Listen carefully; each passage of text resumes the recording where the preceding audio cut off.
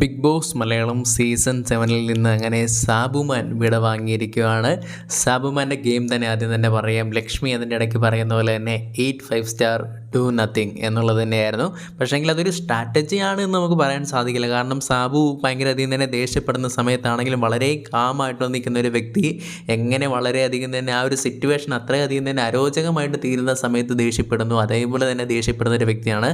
അതല്ലാതെ ദേഷ്യം അത്രയധികം തന്നെ ഉള്ളിൽ ഒതുക്കിക്കൊണ്ടോ അല്ലെങ്കിൽ ഒരു കണ്ണിങ് ആയിട്ട് നിൽക്കുന്ന ഗെയിമറിനൊന്നും നമുക്ക് പറയാൻ സാധിക്കത്തില്ല. വളരെ ജെനുവിനായിട്ട് തന്നെ നിന്ന് ഗെയിം കളിച്ചിട്ടുള്ള ഒരു വ്യക്തിയാണ് സാബു എന്നുള്ള കാര്യത്തിൽ യാതൊരു തർക്കവും ഇല്ല.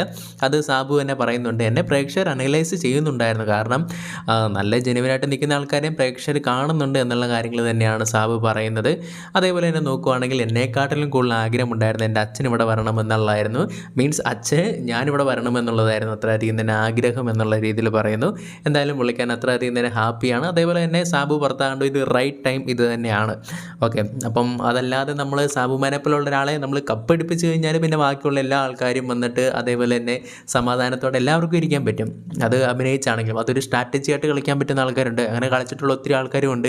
പക്ഷേങ്കിൽ സാബുവിനെ ആ ഒരു കാറ്റഗറി പെടുത്താൻ പറ്റില്ല. പക്ഷേ സാബു ഇറങ്ങേണ്ട ഒരു റൈറ്റ് ടൈം ഇത് തന്നെയാണ്. പിന്നെ ഒരുപാട് ആൾക്കാർ പറയുന്ന പോലെ തന്നെ സാബുവിനെ അവസാനം കാണിക്കുന്ന സമയത്ത് വീഡിയോ വാളൊന്നും അധികം കാണില്ലായിരിക്കാം. അതുകൊണ്ടൊക്കെ തന്നെയാണ് ആദ്യ ആഴ്ചയിൽ ഇറക്കി വിടാതിരുന്നത് എന്നുള്ള കാര്യങ്ങളൊക്കെ തന്നെ പറഞ്ഞിട്ടുണ്ടായിരുന്നു. പക്ഷേങ്കിൽ പുള്ളി ഒരു നല്ലൊരു കൈൻഡ് ഹാർട്ടായിട്ടുള്ള വ്യക്തിയാണ്, അടിപൊളി മനുഷ്യനാണ്.